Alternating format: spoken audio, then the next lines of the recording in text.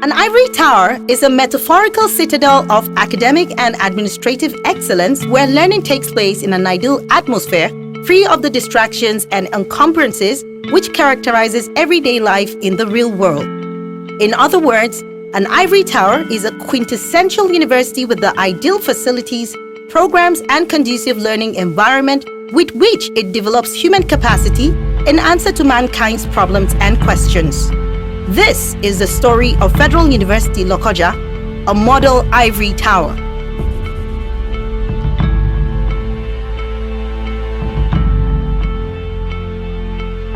The seed sown in 2011 has budded and is now blossoming into a pride of the academia, thanks to an evolutionary master plan. However, the journey from seed to ivory tower has not been a stroll in the park. If anything, it's been a bittersweet fairy tale adventure story for the Federal University Lokoja. This is especially so in the second phase of the evolution, from February 2016 to February 2021, during the reign of Professor Angela Miri, a change catalyst par excellence as the Vice-Chancellor of the institution. The advent of Professor Angela Miri was a shot of adrenaline into the evolutionary process as the institution witnessed a jolt from its autopilot trajectory into a frenzy of developmental activities in the build-up to its vision. Even so, this transformation did not come on a platter of gold. It came on a platter of grit, resilience, and sweat. But in the end, like Julius Caesar, Professor Angela Freeman Miri can now boldly say, "I came, I saw, I conquered." CSO News 24's Mike Ngbe eventually tracked down the busy Professor Angela Miri for an exclusive interview on the Federal University Lokoja's journey so far, and what followed is an interviewer's delight. Let me take you into this exciting world of courage and proactive leadership, which can aptly be entitled The Surgeon of Professor Angela Freeman Miri in the Pride of the Confluence City. Enjoy the story. I am Professor Angela Freeman Miri, the Vice Chancellor of Federal University Lokoja, the outgoing Vice Chancellor. Certainly, my tenure will come to an end by the grace of God on the 15th of February 2021. And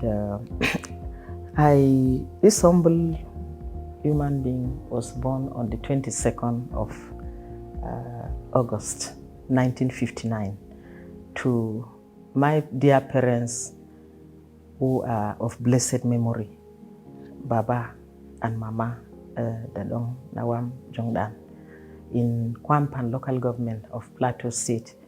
I was born in a small village called Lardang in Kwampan local government. For my primary education, I attended the St. Patrick Catholic Primary School, Lardang, and I completed that in 1973, and then proceeded to the Government Girls Secondary School, Shandam, the only government girls secondary school at the time, where we had other students from other parts of Nigeria, the Midwest particularly. There were these exchange programs. I was lucky. I stayed in Plateau. I was not sent to the East. And I successfully completed that study in 1977. And I then enrolled for my A-levels at the School of Preliminary Studies, KEFI, now Nasarawa State. KEFI was in Plateau, then Plateau, before the creation of Nasarawa State. And that it became a university, and is now Nasarawa State University. I then proceeded to the University of Maiduguri in 1979 after graduation through JAM. And I enrolled to study English language studies, and I successfully completed that study, graduating with a second-class upper in 1982. Thereafter, I enrolled for the compulsory National Youth Service in Kano, and where I served at the Teachers College, Advanced Teachers College, Kano. And after the completion of the one-year compulsory service, I then returned to my home state, Plateau, in 1983, and took up appointment as an information officer with the Plateau State Government in the Ministry of Information and Social Development. I worked as a protocol officer as well, writing speeches for the commissioners and then also doing protocol work. I did not find much fulfillment in what I was doing, and I also had the desire to develop myself. And I decided to enroll for my master's program at the University of Jos, where I was doing it on part-time, basis. And then I took leave, maternity leave, when I was about to have my first son. And I then, during the maternity leave, I got employment with the University of Jos as a graduate assistant. And I wrote to the ministry to disengage lawfully from the Ministry of Information and Social Development to take up the new appointment as graduate assistant in the University of Jos. That was in 1985. And I can recall precisely, I started work on the 11th of November, 1985 in the University of Jos. And I continued with my master's program, I completed it, and I was graded, to assistant lecturer.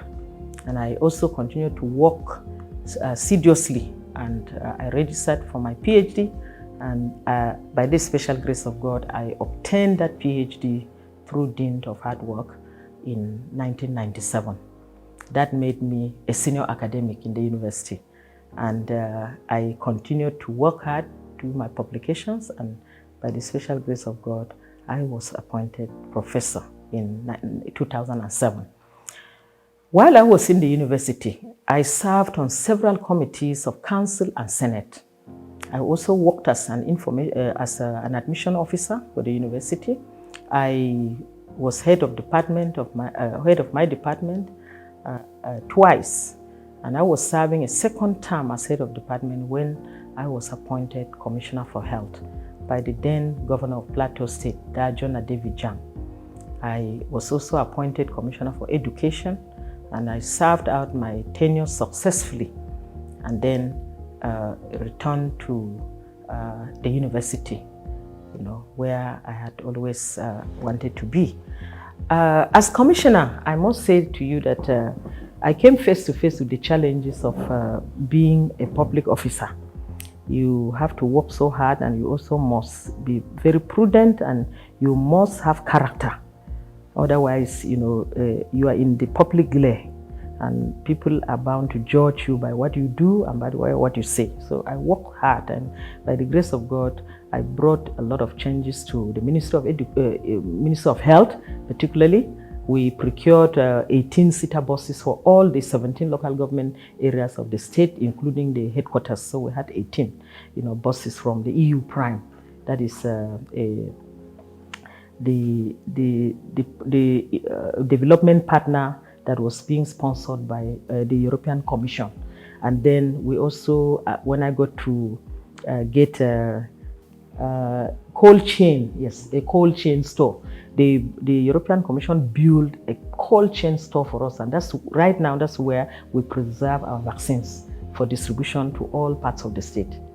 And it was yes, it was a wonderful intervention by the European Commission.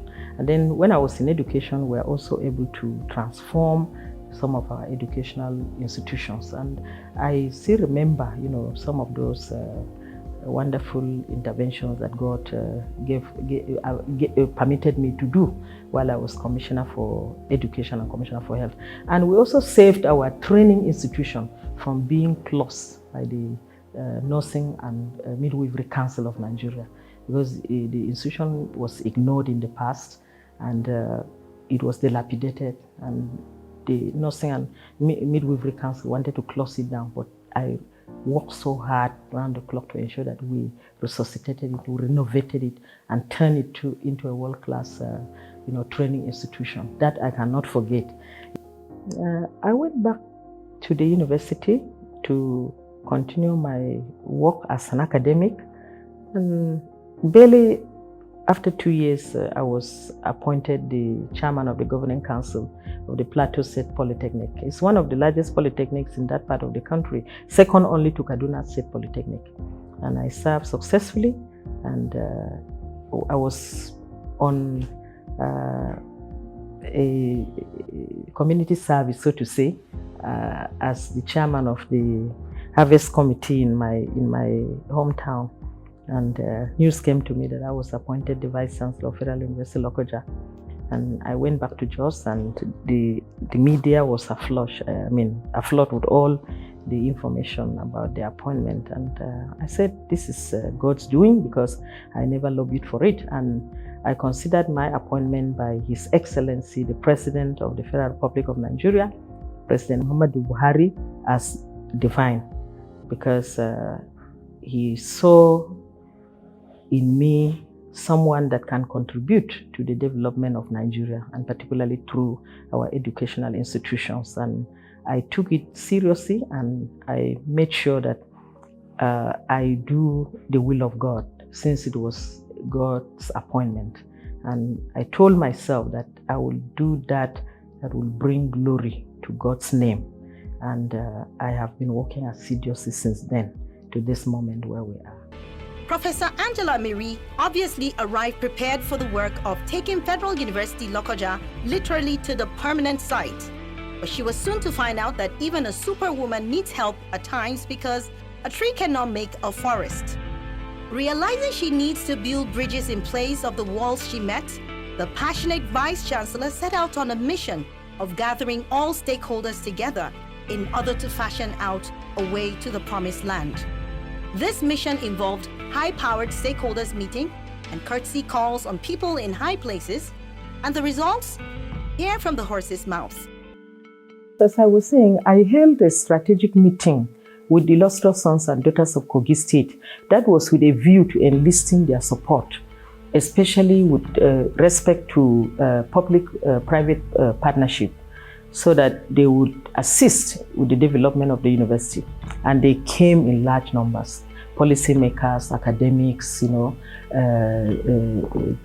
traditional rulers, all came in their numbers, and were very happy, to be invited. And that they said that was the first time anybody was calling them in the state, to enlist their support for the development of an institution. So we continued, and by the special grace of God, I then settled down. After that strategic meeting, I now, prepared my vision for presentation to the Governing Council, because I definitely will have to have a vision that will propel the development of the university, in addition to the academic brief and the strategic planning of the university that we had on the ground. But as a matter of fact, I found we had only 2 faculties. The former Vice Chancellor established only 2 faculties.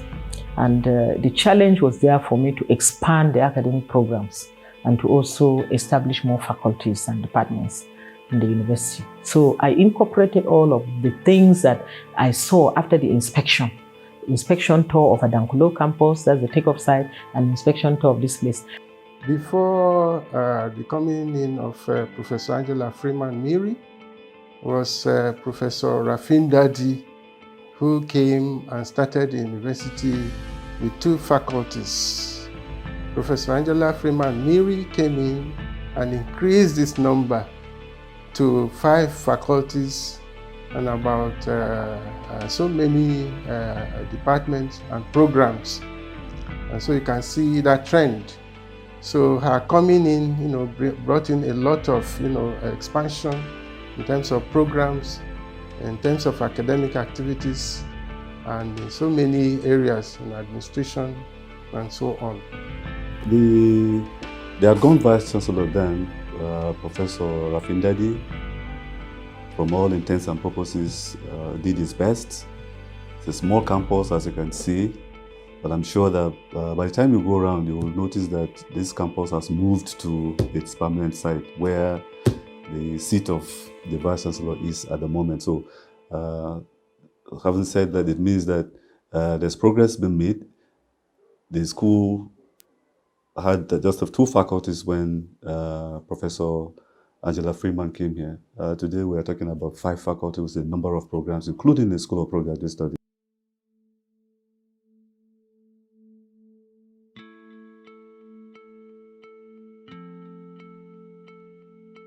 toured Adankolo and I toured this place to see for myself. And I then envisioned that we were going to move to the permanent side.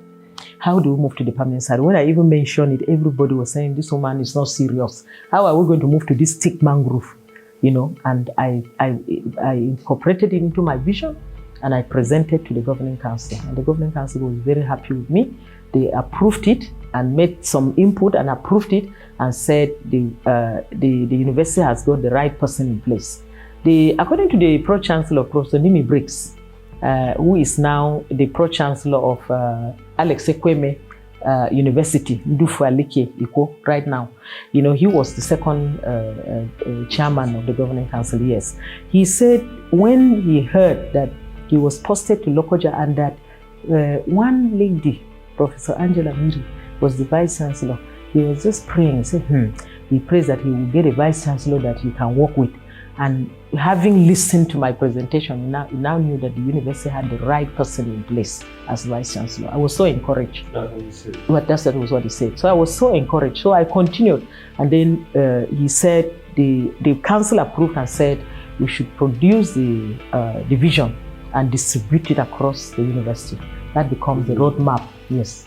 That becomes, it was in a book form. I codified it into a book. It was a book, and I forgot to bring it out. I would have shown you. It's a book, you know, and this is just part of what is contained in the book, and they brought out as a highlight. You see, so the things I met left much to be desired.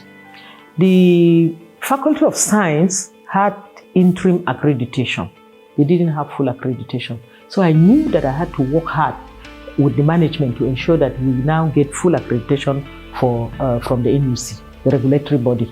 And again, we needed to establish more programs. I then established the School of Postgraduate Studies and then the remedial science. You know, all of that came after due consideration and planning. You see, so what I found on the ground, really, we thank God that the university took off, but the pioneer vice chancellor did his best. But you see, establishing a university is not easy. But they managed to establish the university, but the internal workings of the university needed to be overhauled.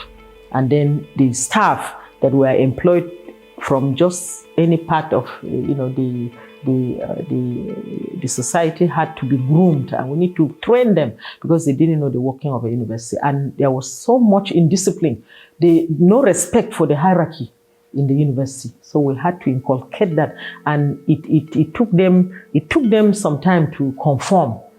But I got a lot of resistance, particularly after the staff verification and proper placement, because the former registrar felt that we were witch hunting. And we're not witch hunting, we're just trying to put things in proper perspective.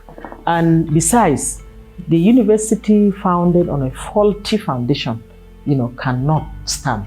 So we wanted to make sure that the university was properly, you know, operated on rules and regulations. And that was done. The staff who could not conform found themselves in trouble. You know, because I had to really inculcate discipline in them. Staff that were engaged in sexual harassment, staff that were engaged in one antisocial behavior or the other, I had to put them in order. So the case of sex for goods. Exactly, we had to put them in order. So some were demoted, you know, some were demoted, you know, from their exalted position down to, you know, the basic level so that they can learn. Professor Angela Freeman Miri is one of a kind. She's a woman of vision. She is hardworking. Her doggedness is something to emulate. In fulfilling her vision for the Federal University Lokoja, Professor Angela Freeman Miri embarked on a campaign of completing abandoned projects as well as building and equipping new facilities in order to expand the academic programs of the institution. Let's take you on a tour of the Adankolo takeoff site so you can see things for yourself. After all, seeing, they say, is believing.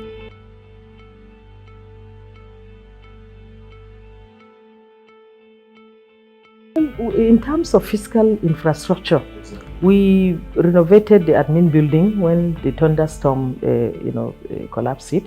And then found the lecture theater not being completed. One of them, we completed it. Where we housed the postgraduate school, it was not completed. We completed it, and then we accessed the 2014 TED Fund, intervention and constructed an ultra-modern laboratory at the TED site, which aided our accreditation. And we also constructed the multipurpose center, and we expanded the University Health Center.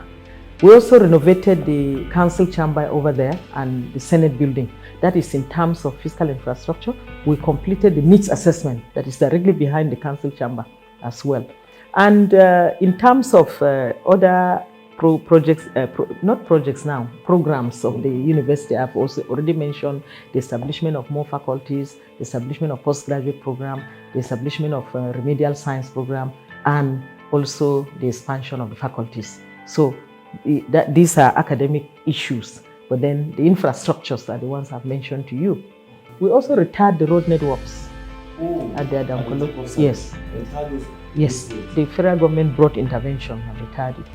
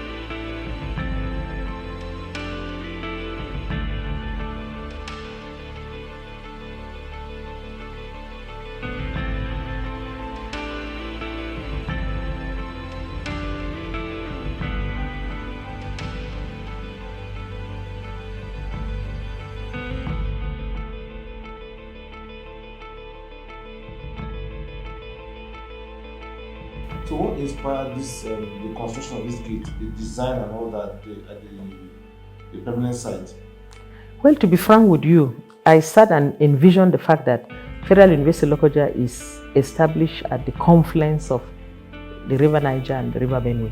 These are where the two great rivers meet. That's the confluence.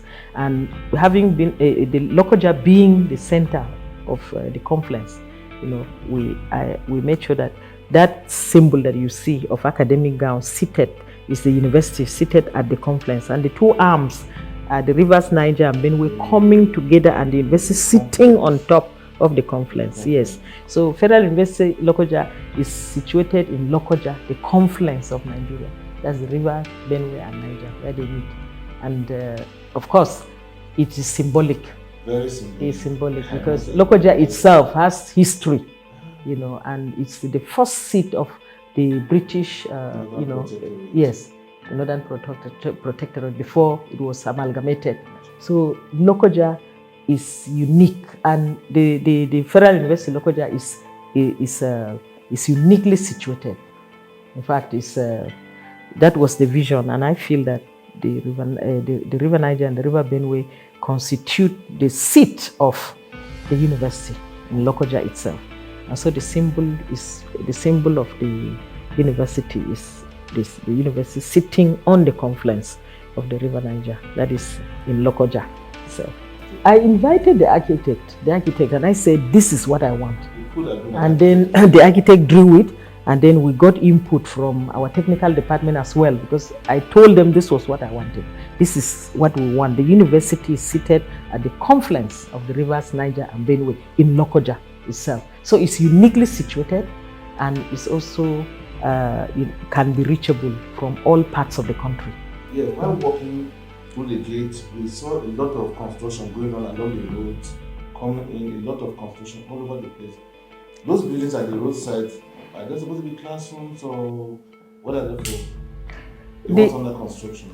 Well, they're almost completed. In fact, I got information that they will be commissioned in January, and I'm looking forward to it. These structures consist of 2 interventions from the TED Fund. The first set of structures that are almost completed, that are just almost ready to be painted, are the high impact intervention from TED Fund.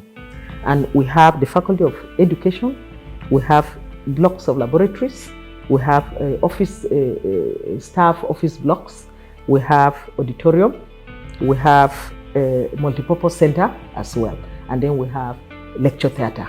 These are the high impact intervention that the TED Fund give, about 2 billion. Then the next set of buildings that you can see, they are just rising to reach the lintel level, are the March intervention of 2015 to 2018, projects by TED Fund. We merged them because we discovered that it became difficult for the university to access all our interventions because of one problem or the other. So we merged them, and the TED Fund graciously approved that for us. And so we now have this set of buildings also coming up. We have Faculty of Management Sciences. We also have lecture theaters, coming up. These are the March intervention. So we have 2 interventions there, high impact and the March intervention. Then we also have a CBT center that the TED Fund provided through zonal intervention. Because we are going to maintain two campuses. We will have dual campuses. Yeah. The Adankolo campus will house the Faculty of Science, because the ultramodern laboratories are there to serve the Faculty of Science, because they'll do experimentation. Yes, and then this one here will house other faculties that do not need laboratories per se. If they do need laboratories, we also have one here already under construction. Yes. Then the ICT center will take care of the community of Felele here, the university community in Felele, while the Adankolo campus will take care of the university community in Adankolo campus, both the staff and students. The same thing here. And the library, I see another library here. Exactly. Yes. Maintain the same we're maintaining the same pattern. And this becomes the headquarters since this is the permanent site. So the librarian will now have to work assiduously to man both libraries, because that library will also be fully stocked, and it will serve the faculties that will be there. Then the library holdings here will serve the community that is here. But it's not as if we will have separate anyone from, even anybody in Adankolo can come and utilize the library here. Or anybody here can go to Adankolo and utilize the library. Well, Mag, I must be honest with you. When I came, I found that those structures were already started. The male hostel had already been completed and furnished. But the female hostel was only at lintel level. So we including these faculties that you see, these structures that you see here. Yes, there are about 8 of them.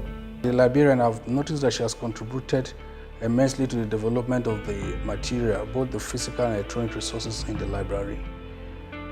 With her coming, we have been able to subscribe to electronic databases, have more computer facility, and that provides for the next generation of, for this generation of library users, that is the internet savvy users.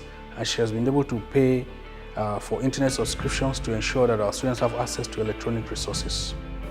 And I kept saying that I pray to emulate her style of leadership. She's a woman with open heart. If you are hardworking, you go along with her. But if you are not, in fact, you are on your own, you will be on the parallel side. She is a woman that demonstrates hard work.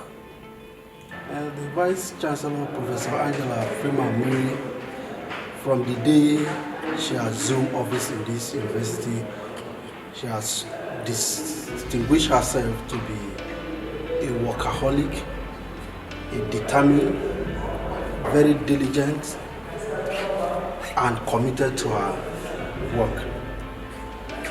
So she has shown determination and focus. She provided purposeful leadership, and on arrival, she presented her vision for the university to the university community, and topmost of that vision is to see that the university move to permanent site.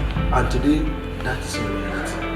And we have to give thanks to her and applaud her for that doggedness and tenacity of purpose.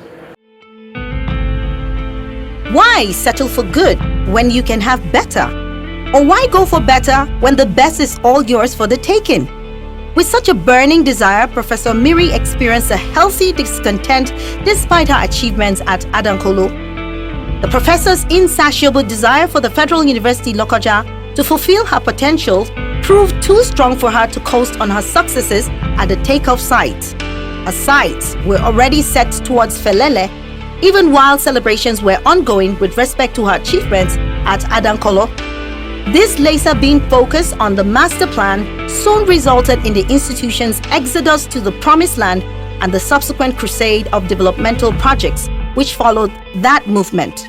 And from that movement into the jungle in 2019, here's how the Felele permanent site looks today.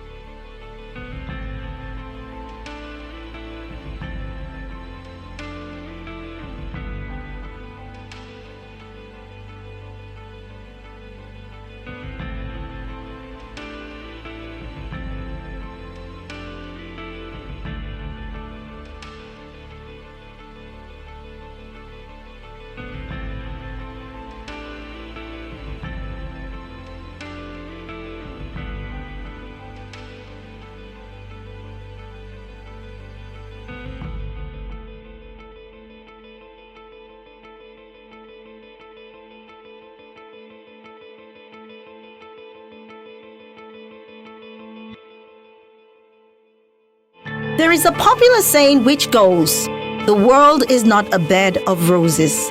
That may be debatable, but what remains unarguable is that even roses do have thorns. Thorns are the distractions, frustrations, and pains which threaten our enjoyment of and fulfillment in life. Take a listen as Professor Miri relieves her experiences of thorns at the Federal University, Lokoja.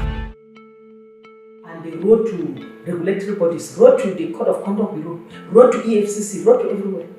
In fact, they had even written petitions to the National Assembly when the National Assembly invited me. They petitioned to EFCC on the approvals of council. I never approved any funds for myself, but they petitioned the approvals of council like DTAs. They say the DTA of the Vice Chancellor is 20,000 naira. Why am I being paid 50,000 naira? These were approvals of council. Council felt that in this new era, council has this. I must say this: council has the right over the finances. It superintends over the finances and properties of the university. Sure. And so, any funds that have been released to the university, the council has absolute control on how it is utilized for the benefit of the institution. They say in the face of inflation and all that, these approvals were made years ago. Where will the Vice Chancellor go and get accommodation of 20,000 naira for God's sake in Abuja or elsewhere? So they recommended an enhanced payment of PTA.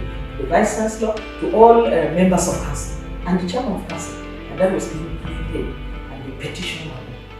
that the Vice Chancellor has raked in so far 36,000 naira. From at that time they were writing. When you hear raked in, you think 36 million. But they said she has raked in 36,000 naira.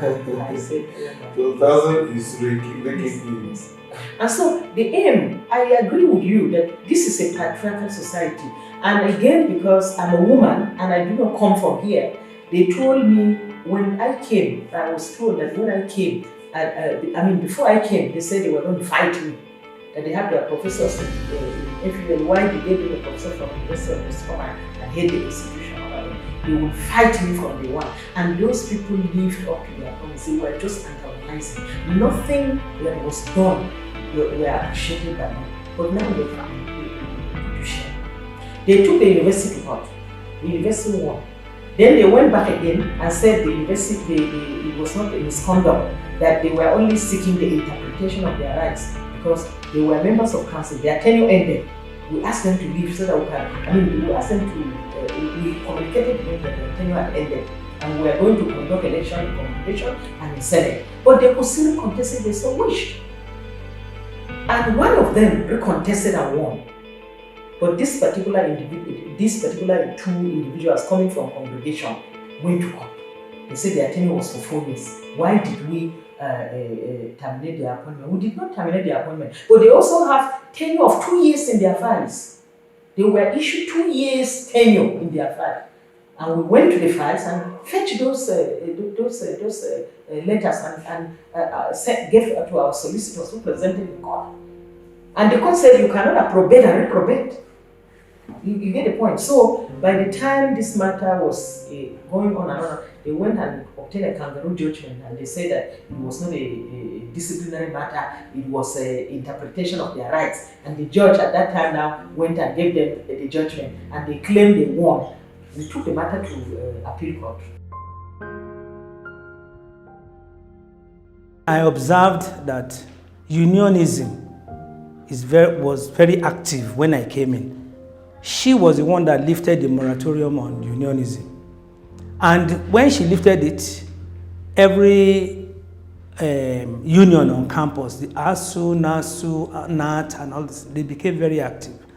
But I discovered that they started using the unions against her. The major problems that she encountered here that acted against her are the unions.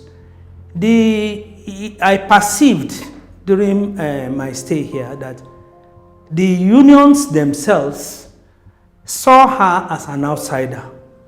But then don't forget, this is an experienced university administrator that came from University of Jos. And she was bent. What I saw in her was that she was bent to succeed. Some of the unions were being used by some internal members to work against her as a vice chancellor. Of course, as an astute administrator, she used all the wisdom at her disposal to ensure that she will overcome all these problems.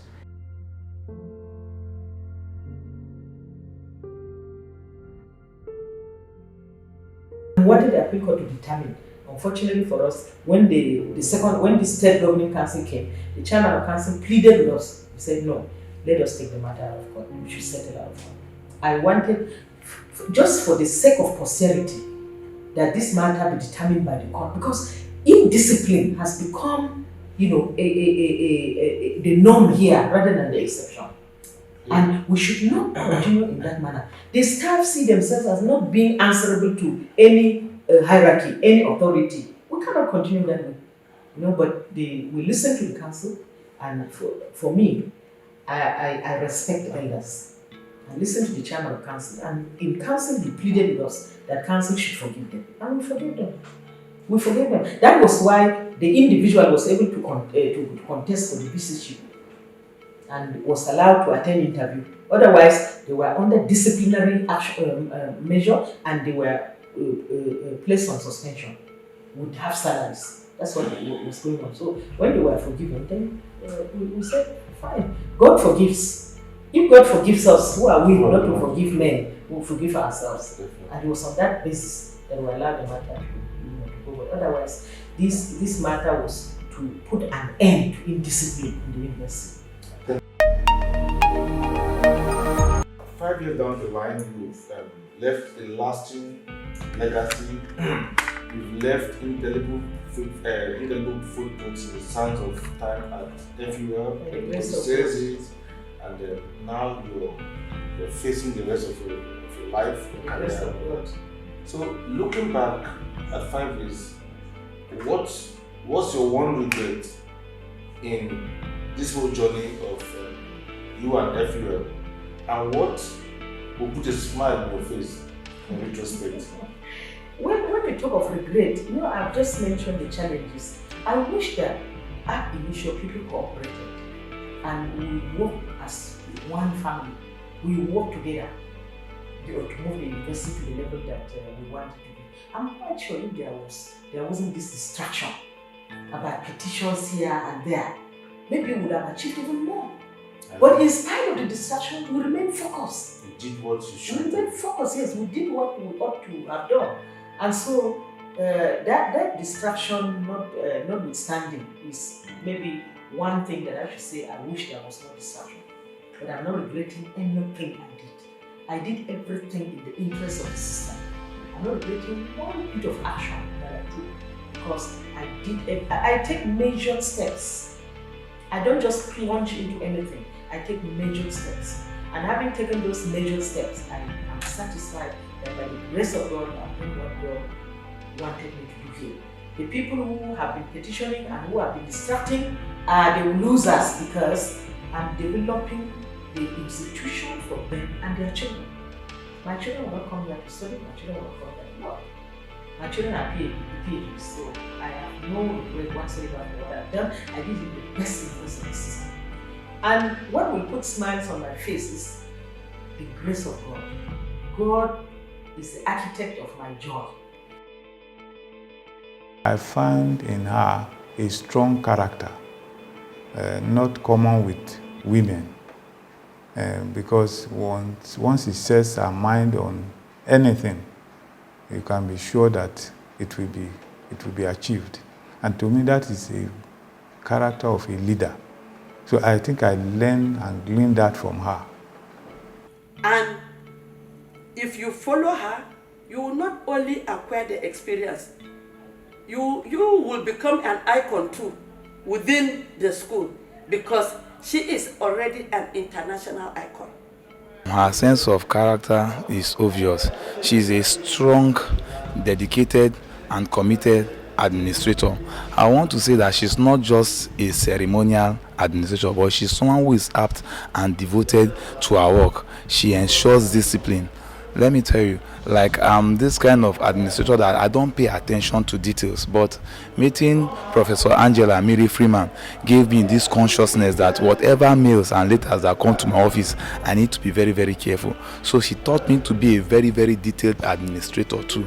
She is very sacrificial. She sacrifices a lot, and I have learned from that it is good to be patient. If you are not a patient type, you'll not be able to work and understand her.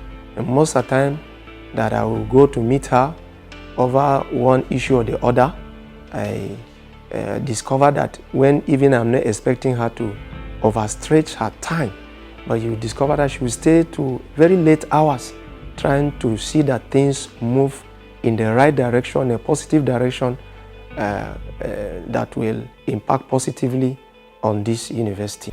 Professor Miri is the second Vice Chancellor of the new university, and my period of working with her, it was noticed that she was a highly administrative officer and has the respect for the security unit. The peace has been reigning during her period of stay. All I have to say is the divine providence that brought her here and the result that she has put on ground, which speaks in her presence and her absence. And the university will continue to live on her legacy? Well, I know life is a journey, and I believe she is going higher from Federal University Lokoja with our kind of qualities. I'm sure sky is our starting point. Well, everything that has a beginning has an end, I know, but one thing that is certain, I wish her the very best because I'm definitely sure she is going to be scheduled with another responsibility, and I pray that she will, and I'm definitely sure she will succeed in whatever she lay her hands to do as she has done here, despite all the up and downs here.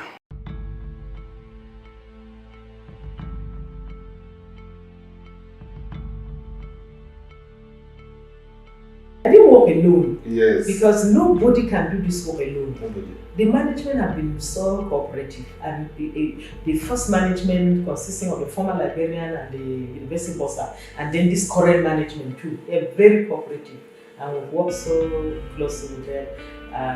I have actually put them on their toes.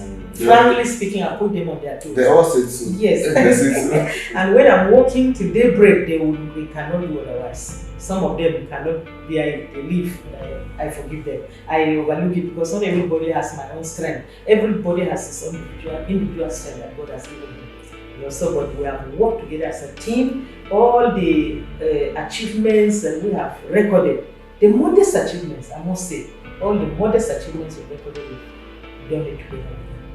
And all the harassment, the petitions against me, they have shared, in the distraction. They've shared me, and each time they call me at the National Assembly or in EFCC, they will accompany me. Particularly in the National Assembly, we are always called for one oversight function or the other, and they always do it. So I want to thank them, all the officers that have worked with me, directors of planning, fiscal planning and development, the fund desk officer, the procurement officer, director of audit, staff of the bursary, some staff of the bursary, because some of them were the architect of the petitions, who will be giving out, documents and on things they don't know anything about. You see, when you talk about things you don't know much about, you make mistakes. You see, so those who have really worked with me, those who have worked amicably with me, the deans, the directors, heads of departments who have really worked with me, I want to thank them. Members of Senate who are proactive, members of council, I really thank all of them, because this cannot be done by one man. It's not a one-man show, and of course, we did not do it by our power or by our might, but by the grace of God. I want to thank them. Thank you very much.